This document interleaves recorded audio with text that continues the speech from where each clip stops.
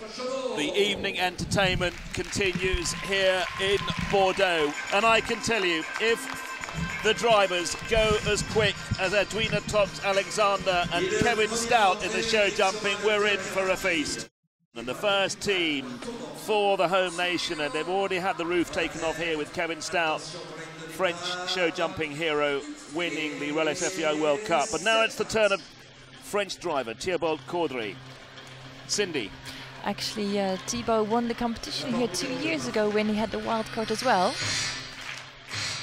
A nice detail is Iceman Chardon won here last year driving a wild card. So Bordeaux's been a good show for the wild card drivers, but this is the final and we have the top drivers here.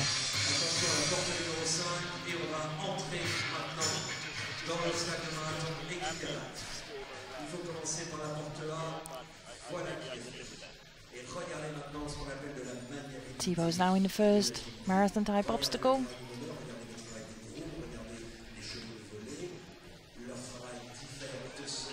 There's one knockdown already for Thibault. Very tight turns. Thibault had the wild card at Geneva at the start of December. So he knows a bit about indoor driving, but of course he doesn't have that much experience as the other drivers. He's got 3 balls down so far. And that's 15 seconds to add to his time. Now this is a very tight obstacle.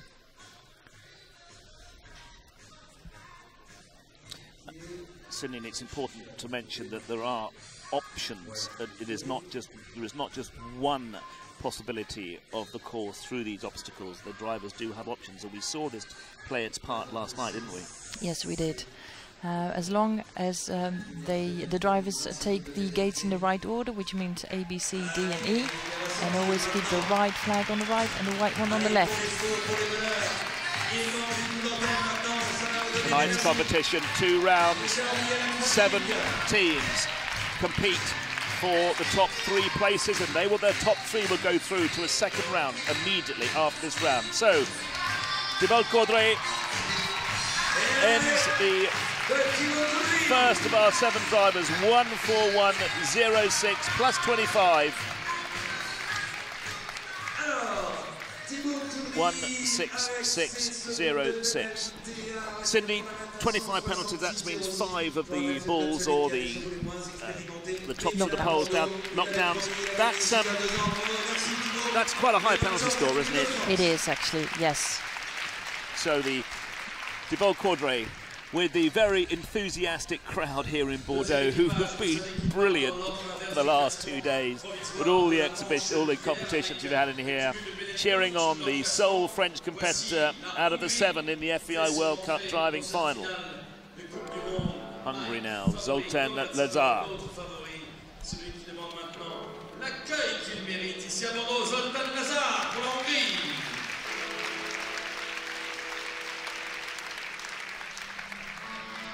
Zoltan Lazar had 10 penalties last night. Been looking to keep those.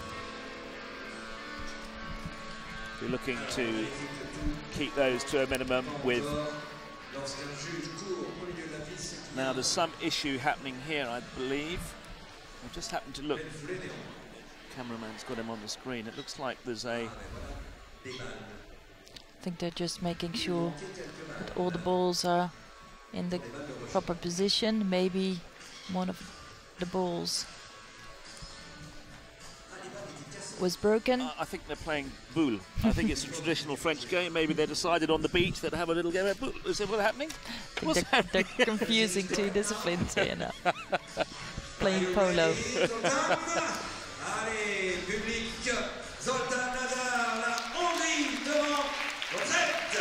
Thibault Caudry for France. He's gone 1:66.06 seconds. Now the first 2 drivers for Hungary. Zoltan Lazar. Zoltan only qualified for the final here at Bordeaux at the last competition in Leipzig 2 weeks ago, where he finished 4th. And off he goes. Should fill. So we try to take a split time when he goes over the bridge for the first time. Sure. Great idea as he hits, as the lead horses hit the bridge.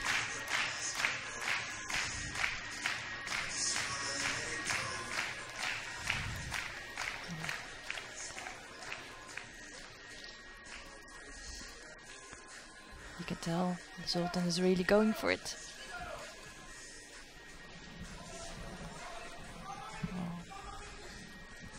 That's a tight turn. Very tight. Look at those leader horses.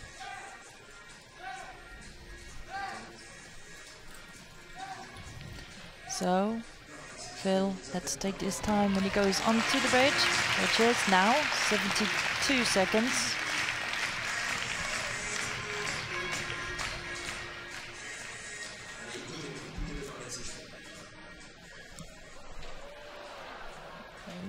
There's another knockdown there. But that, again, we saw that last night, Sydney. We sat the other end. That's a very, very tight turn coming Very into that tight. obstacle. Absolutely.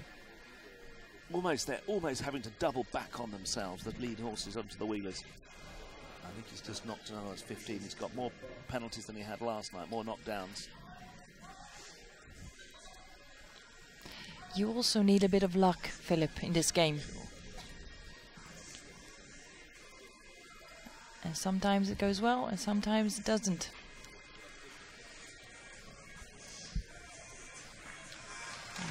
There he goes, over the bridge again. 20 penalties, 20 knockdowns, or 4 knockdowns, 20 penalties to add. It's not his evening after such a super start.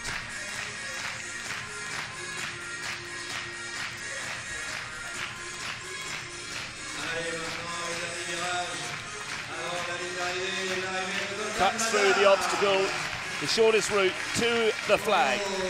1:65. 1:65.65 with the added 20. It's actually just 1 second faster than Thibaut Coudray. It is. And the course tonight, Cindy, basically exactly the same course as last night. Yeah, absolutely. Yeah, the course designer is Falk Beunisch from Germany, and he has been involved in the FEI World Cup driving since the start in 2001. He's been to Bordeaux several times before, very experienced. What's significant, Cindy, just prior to getting Cousteron on the way, is that the first two drivers have done approximately 20 seconds slower over this course than last night. Maybe nerves playing a part. There's a lot of pressure out there. It's a lot of pressure, Phil. Cousteron for the Netherlands. Phil, I have to tell you something. Koos has had some very bad luck. Last night, one of his horses was injured, so he had to put in his spare horse, the right wheeler horse, the grey horse. And the grey horse has never been in the wheel before at such a big competition. Oh, okay. So he's a bit of a disadvantage, but knowing Koos, he will try everything to set a good score. Finished 5th in 2010 at the World Equestrian Games in Lexington, Kentucky, the outdoor event. Cousteron for the Netherlands. The winner of Stuttgart. Qualifying round for here. Flag goes down. Clock starts ticking.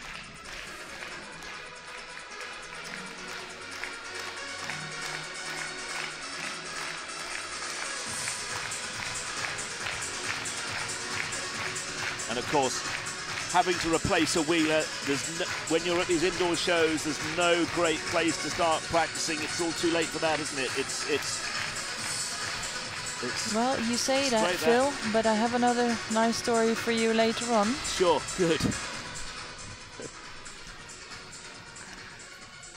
And it can turn out very well to put in a new horse for the first time, but this is looking good.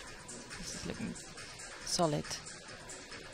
He knows he can't be too fast, but he's trying to drive a clear round. He did a very, very quick time of 1:13 last night. He's off. 10 seconds to add. 68. and clear so far.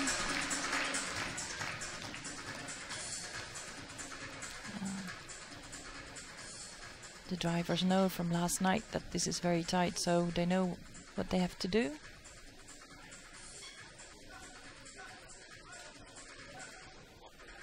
At this stage of the competition, these drivers bidding to be in the top 3 who will come back in again to battle out the first 3 places of the FEI World Cup. And that's immediately after the 7 drivers completed this course here this evening.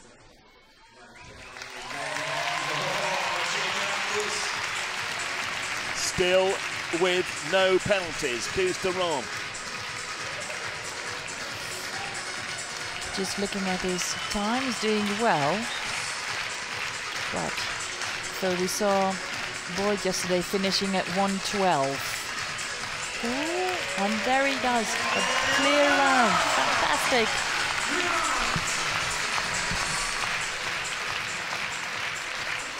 $1:33.08 for Cousteron.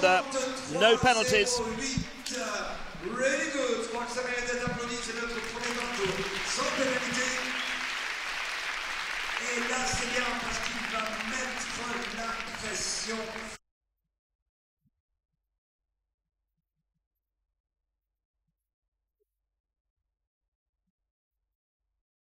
Et notamment sur le cavalier suédois, il l'affronte régulièrement. Cindy, Cousteron must be very, very pleased with that. You know, having to replace a wheeler at the last moment. He's come in here, he's done it in 1:33, similar time to last night, although he had 10 penalties within that score last night. But I think Coase it was pretty smooth. Absolutely super pleased with himself. He drove a clear round and he managed so well. He knew that he had his wheeler horse in for the first time. He knew he couldn't give it all, but he did it perfectly. I'm very proud of him. Now the man who had a tremendous performance last night until he went the wrong way on one of the obstacles. He didn't have any penalties, but it probably cost him 7 to 10 seconds, he was saying this morning. Thomas Eriksson for Sweden.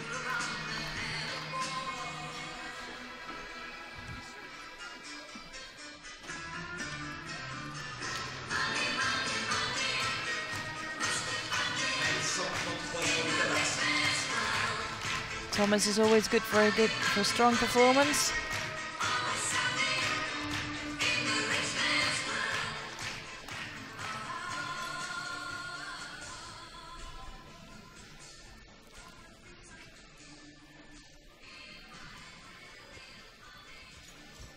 Thomas Eriksson's score 1:30.83. No penalties added, but as I say, he did lose time by one slight misdirection in an obstacle.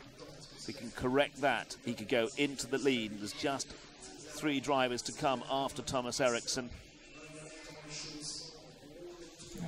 There he goes out of the obstacle, onto the bridge, 69. It's about the same time. I was going to say. 8. Just about the same time as Cousteron. And Coase was clear. So 5 to add for the Swede. If he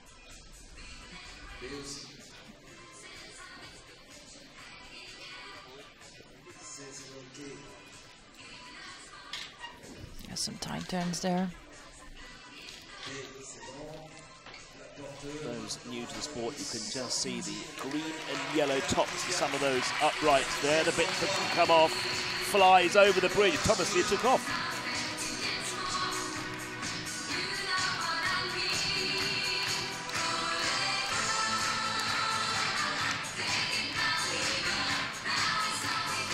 Round to the final turn. Slides his way through the last cones.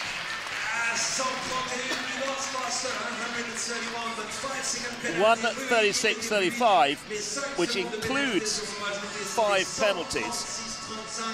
So with 5 seconds, it's 136.35. Second place so far. So that puts Thomas Eriksson into second place at the moment. Which means Cousteron is still in the lead. So Cousteron in the lead. 3 drivers to come, but they're not novices. Just watching the replay as Thomas Eriksson snakes his way through those the last gate. Doesn't knock the ball off. Ijsbrand Chardon now.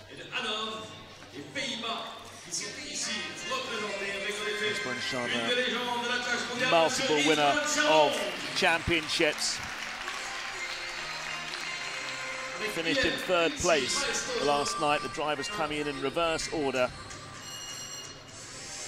Ijsbrand's son Bram, who we interviewed on FEI TV earlier, he's on the back plate, and he himself a champion, Cindy, isn't he? A driver, he's champion world champion pony 4-in-hand last September at Lipica in Slovenia. And that's him sitting down on the back. And his father in front. Bram's got the same winner mentality as his dad.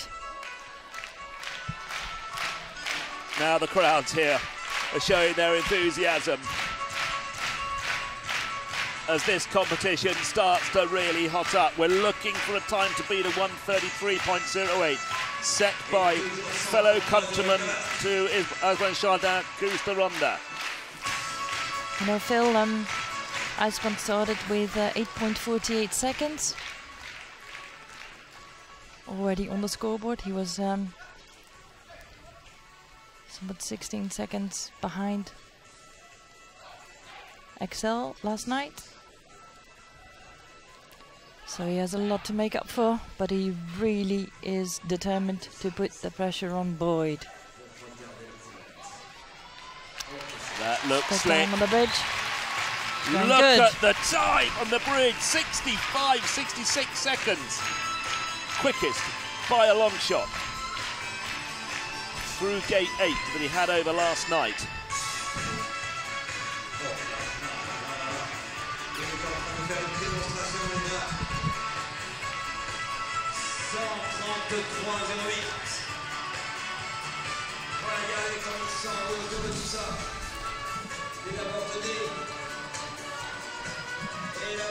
Look at this.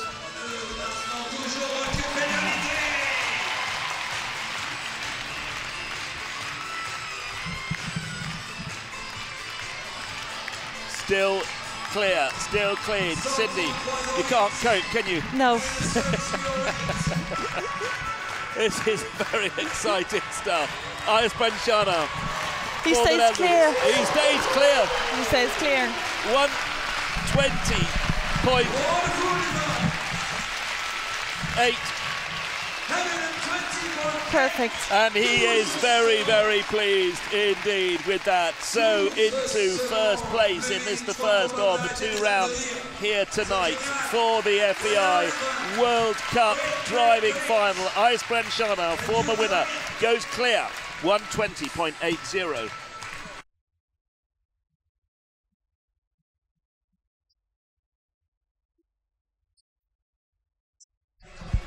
So 1:20.8, and we're seeing a replay of the Sydney. That was a replay of that's by far the slickest round that we have seen so Absolutely. far. Yeah, he did a perfect job. Staying clear, driving so fast.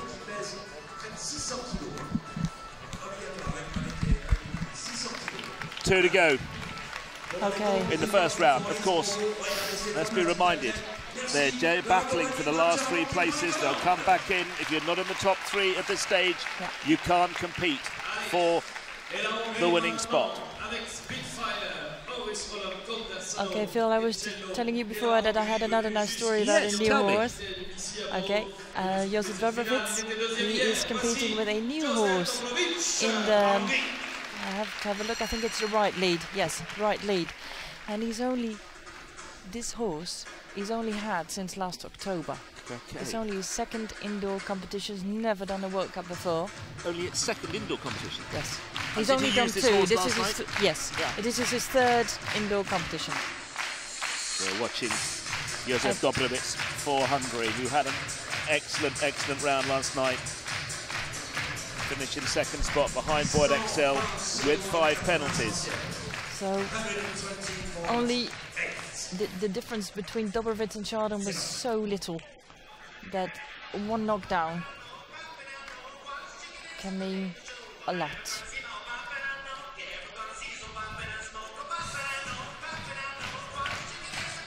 And the fun thing is, Philip, that Eisman Chardon is competing with the former team of Jose Dobrovic, the Lipizzaner horses.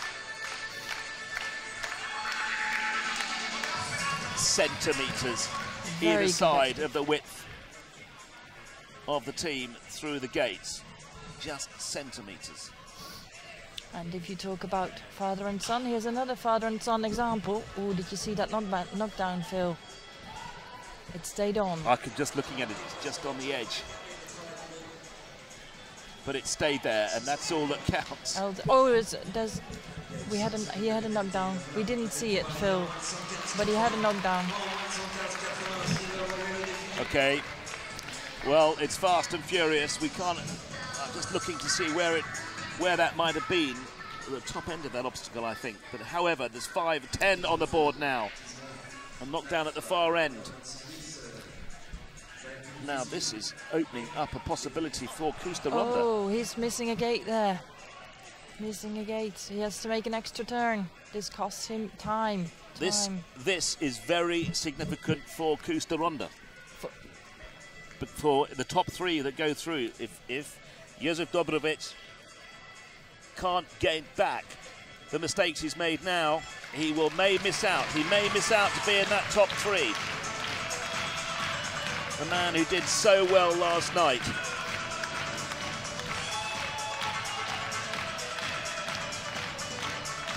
Well, he's battling back.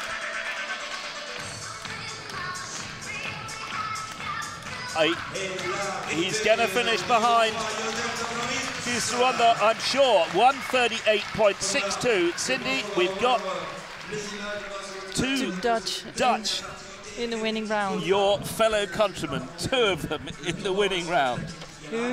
Wow. I'm so happy for Koos.